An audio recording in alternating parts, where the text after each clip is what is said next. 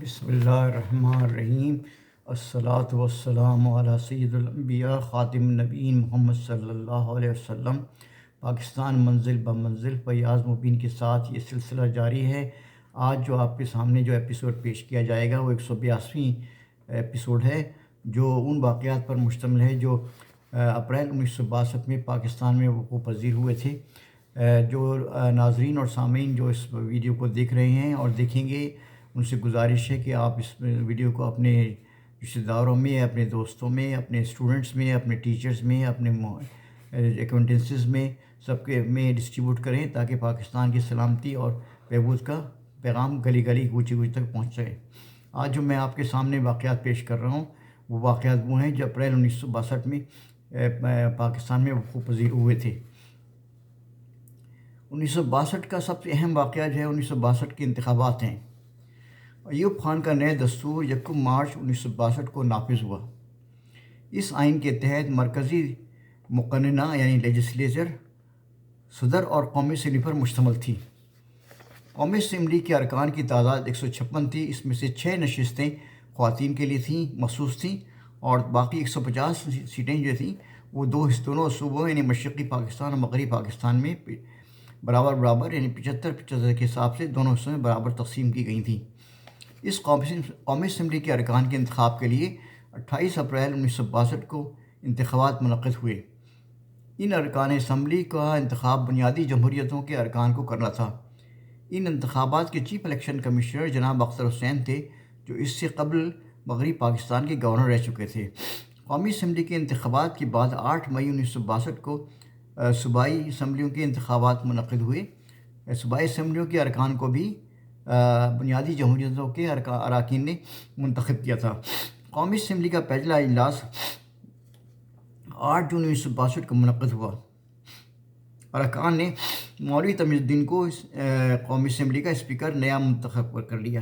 16 جولائی 1962 کو اسمبلی نے سیاسی جماعتوں کی بحالی کا بل منظور کر لیا، جس کی روح سے تمام سیاسی جماعتیں بحال ہو گئیں۔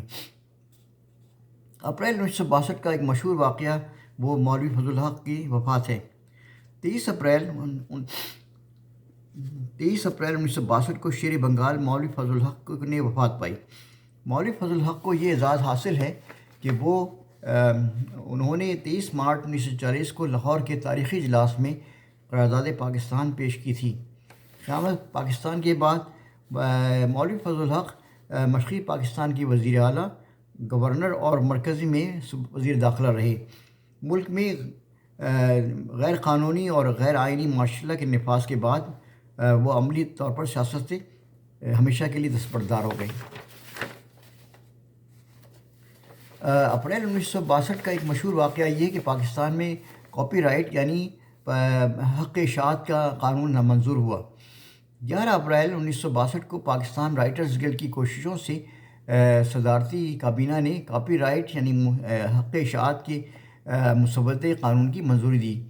اس مسودہ قانون کے سب سے بڑی خوبی یہ تھی کہ بعض ناشر حضرات ادیبوں کی مجبوریوں سے فائدہ اٹھاتے ہوئے بہت کم معاوضے کے عوض ان کی تخلیق کا اشاعت ہمیشہ کے لیے حاصل کر لیتے تھے۔ اس مسودہ قانون کی روح سے طے پایا کہ اس کی تخلیق کار کو تخلیق کار کو بھی معاوضہ دیں گے، اور اس کے بدلے وہ اس کی تخلیق کا حق اشاعت صرف ایک اشاعت کے لیے حاصل کر سکیں گے، اور آئندہ کی اشاعتوں میں پر انہیں تخلیق کار کو یعنی آتھر کو اس کا معاوضہ دینا پڑے گا۔ اس کاپی رائٹ ایکٹ کو ملک کے بھر کے ادیبوں اور شاعروں نے بڑی پذیرائی ہوئی، اور کتابوں کی اشاعت کی بے قاعدگی کی کسی حد تک کمی ہو گئی۔ اپریل 1962 کا مشہور واقعہ یہ ہے کہ فیض احمد فیض پاکستان کے مشہور جو شاعر تھے ان کو امن کا لینن پرائز دیا گیا۔ 30 اپریل 1962 کو حکومت روس نے پاکستان کے ممتاز شاعر فیض احمد فیض کو لینن امن انعام برائے امن عطا کیا۔ امن برائے ادب نہیں عطا کیا، بلکہ لینن انعام انہیں پیس پرائز ملا تھا، ان کو پیس ایوارڈ ملا تھا۔ فیض احمد فیض کے ساتھ اس سال جو انعام دیے گئے وہ گھانا کے صدر ڈاکٹر نکروما کو دی گئی، معروف مصور پکاسو کو، ہنگری کے صدر اسٹیونس کو، اور چلی کی شاعر وڈی اسپنزا کو بھی یہ انعام دیا گیا۔ 1 اپریل 1962 کو لاہور میں قطب الدین ایبک کے مزار کے ڈیزائن کی تیاری کا اعلان کر دیا گیا، اور پھر اس کے بعد اس کی تعمیرات شروع ہو گئی۔ 4 اپریل 1962 کو ملک بھر میں قومی اور صوبائی اسمبلی کے انتخابات کے لیے کاغذات نامزدگی جمع کرانے کا کام آغاز شروع ہوا۔ 5 اپریل 1962 کو وفاقی کابینہ نے پرائیویٹ تعلیمی اداروں کی لازمی رجسٹریشن کے آرڈیننس کی منظوری دے دی۔ 6 اپریل 1962 کو اختر حسین 2 سال کے لیے انجمن ترقی اردو کے صدر مقرر کر دیے گئے، اور سیکرٹری جنرل کے عہدے پہ جمیل الدین علی کا تقرر ہوا۔ 7 اپریل 1962 کو روس نے کشمیر کے خلاف ویٹو استعمال کیا تو پاکستان مسئلہ کشمیر کو جنرل اسمبلی میں پیش کرے گا، صدر ایوب کا اعلان۔ 7 اپریل 1962 کو ہی عالمی یوم صحت کے موقع پر محکمہ ڈاک نے 2 یادگاری ڈاک ٹکٹوں کا ایک سیٹ تیار کیا اور جو ایشو کیا۔ 11 اپریل 1962 کو نواب آف کالا باغ ملک امیر محمد خان نے مینار پاکستان کا ڈیزائن منظور کر لیا۔ 13 اپریل 1962 کو وزیر قانون منظور قادر نے انکشاف کیا کہ پاکستان میں سیاسی جماعتوں کو بحال کرنے کا فیصلہ کر لیا گیا ہے۔ 25 اپریل 1962 کو chief marshal administrator general Ayub Khan نے بنو سے 8 میل کے فاصلے پر باران ڈیم کا افتتاح کیا۔ یہاں یاد رہے کہ اس وقت بھی مارشل لا نافذ تھا، اور پاکستان کے صدر جو تھے وہ chief marshal administrator general Ayub Khan تھے، اور وردی میں رہتے تھے وہ ہمیشہ میں۔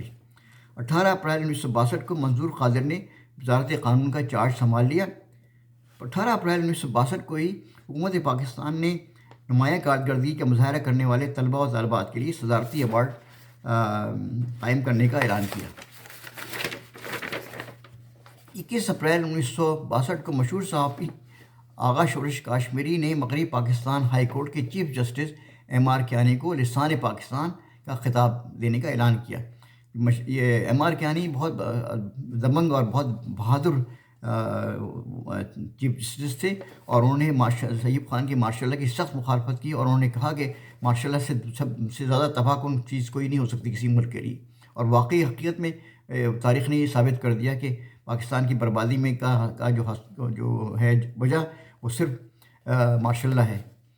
26 اپریل 1962 کو قومی اقتصادی کونسل نیشنل اکانومک کونسل کی تشکیل کا اعلان ہوا۔ 28 اپریل 1962 کو متعدد ممتاز سیاستدان قومی اسمبلی کے انتخابات جیت گئے۔ ان انتخابات میں مولوی تمیز الدین، محمد علی بوگرا، یوسف خٹک، غلام علی طالبور، حبیب الرحمان اور ابو القاسم بھاری اکثریت سے کامیاب ہو گئے تھے۔ 29 اپریل 1962 کو نئی قومی اسمبلی میں